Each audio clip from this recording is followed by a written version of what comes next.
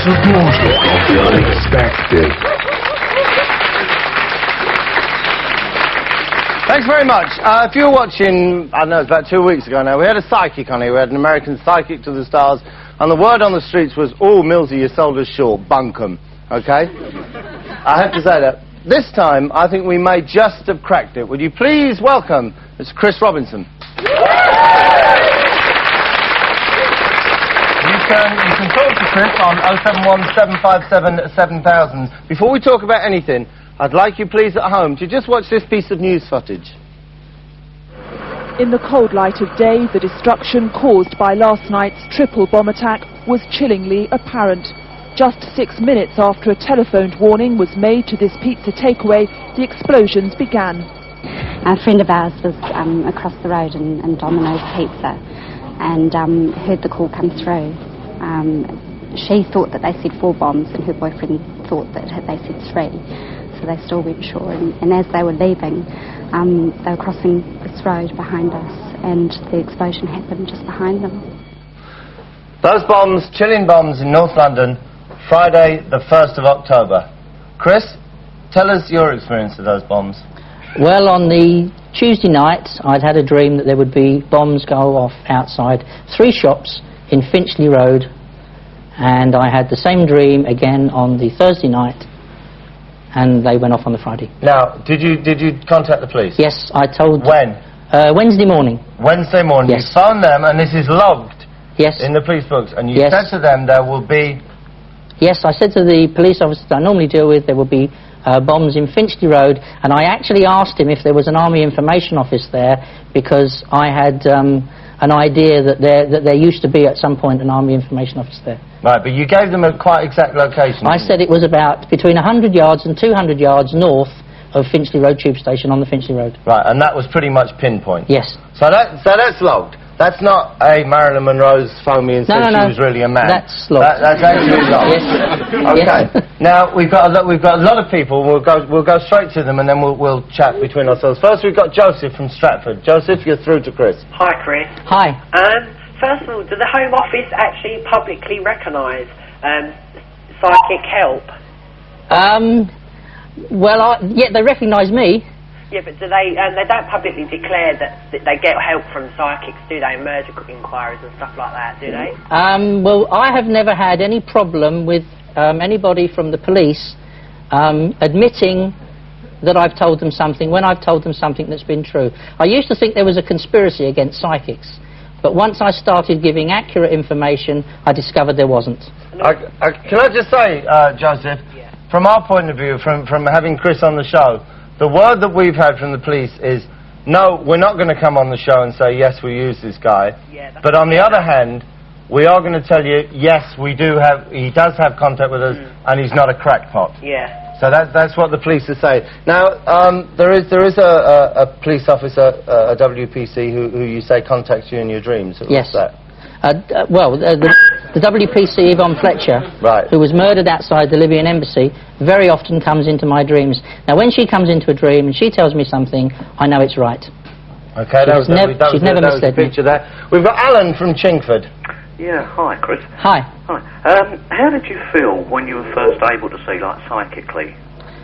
Well, the first one that sort of spooked me was to do with the IRA, and I'd had a dream of where they were staying, and I gave that information to a police officer, a detective inspector at my local police station in 1989, and we weren't sure whether the dream was true, and you never are until it happens. 11 days later, they were arrested where I said they were, and of course it spooked all of us, and that's when I really sort of took off with the police. You've now got kind of a working relationship with the police and the MOD, haven't you? Yes. And what have you done for the MOD? In 1990, in May, I went to an RAF base at Stanmore, and I said to them, you're going to be bombed. I said, and it's anything up to a month's time. And I got myself arrested there, and spent a long time in the police station and at the air base. Because they wanted to know. Because they wanted to know. The police gave me a hard time, and the military guys were very nice, but the base was bombed 3 weeks later. Right. So Kelly, I was totally vindicated. Kelly from Cheam, who I think is a police officer, is that right? I am actually, yes. I'd like to ask Chris that, do you think with your gift that you have there should be some sort of format or some sort of setup that you would be able to assist police with their inquiries? Should they be harnessing this energy? Well, they are. The simple answer to that is they are. I've got a direct telephone number to Army Intelligence if it's a military target, and I have an officer on the end of a phone 24 hours a day, 365 days a year, and that has been the position with me for over 4 years. So they are harnessing it. What's this?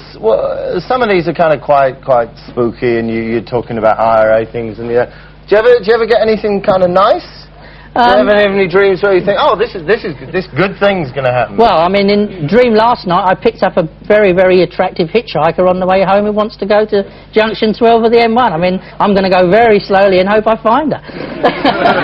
Yeah, I mean, you do get nice things, but I think the fundamental purpose of dreams, and we all dream, whether we remember them or not, is to warn us of impending danger. Right. Gary from New Eddington.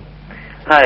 I want to know, you know, if you're as good as this, how come you're not helping the police in Northern Ireland to solve the crime over there? Because, like, you know, that their type of crime is completely and utterly wicked. Right. Can I just say this? You can't decide what you're going to... No. Right. It's not a case of, like, they can fly you over here and say, well, right, first of all, I wouldn't need to go to Northern Ireland. Right. The problem is how you translate the data you get. Now, when the WPC comes into my dreams, she gives me England postcodes for where the attack will be. And if the postcode is not there, there's no problem. And I look for it to coincide with the other information in the dream. The problem with Northern Ireland is all I get is BT.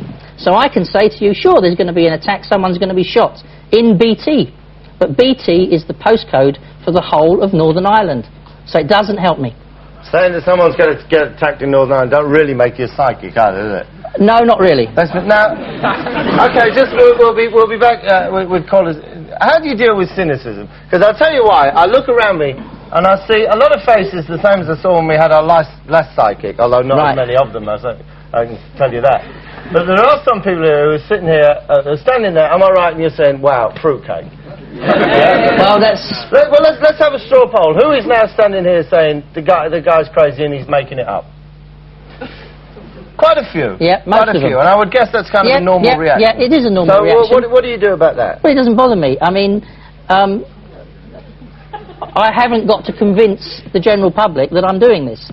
If I can convince police officers, and police officers of quite senior rank, that this is happening and this is real and this is useful, I really don't have to worry what the public thinks. Has nobody out here, because again this cynicism is from a lot of people is quite solid, has nobody here ever had a dream and then the next day something happens? Has that ever happened to you? Yeah, that's happened to most of you. And yet you can't then take that a step further and say maybe the people who can harness that and actually use it. No? Well, I'm sorry, I'm getting a lot of faces of people going, what do you mean, dream? I mean, most of our audience are quite young. Most of them probably don't go to bed until the early hours of the morning, so most of them have lost their dreams anyway. All right, so you actually prepare and say, I'm going to have a good night's dreaming tonight. If you want to ask a specific question, right, which I can do sometimes, you do get an answer sometimes, and it can be specific, you can address a problem, but what you have to do is go to bed early, get up late, and make sure you don't... Have a milk drink. No, probably don't drink anything. Right. I mean, just water. John from Barnet. Good evening. Hello, John. I'd just like to ask your guest if his powers frighten him. Do you get frightened? Do you ever get freaked out? Yes, sometimes they frighten me. Yes. And how do you cope with that? Have you well, ever I been ignore in a it, situation, but I'm frightened. Have you ever been in a situation where you've had a dream about something really specific and thought, I need to contact this person and tell them? Yes. And what happens when you do that? Well, I contact them. But what if they say... If I can. I mean, sometimes you can't. But what about when you do and they say, well, you know, you're a crazy? What happened? I mean, I had a dream in, I think it must have been June 1990, about 2 MPs going to be killed. Right. And one MP had died of a heart attack on the news the next day, and the translation of the dream meant that that was one of them, there would be another. Right. And I had... And you found out who this was, and didn't you? I worked out who this person was. Right, and you contacted them, and what I did they told the say? police that a member of Parliament in the Brighton postcode district was going to be killed by a bomb. I've read this in a car. In your okay, stuff. and the postcode I had was either BN2 or BN24. Right, now hang on, somebody then went to this guy and said, hey, we've got a psychic who's quite, and he says you're going to be blown up. And he says nuts. Said crazy. Crazy. Well, that's the chance that he lived another 4 weeks. All right, so it was worth it in the long run then. So that's the chance you take in the long run. It has been great. I think you're marginally ahead of our last psychic anyway on believability. But for now, Chris Robinson, thank you.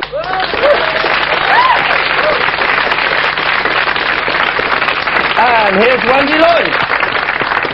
All right, now.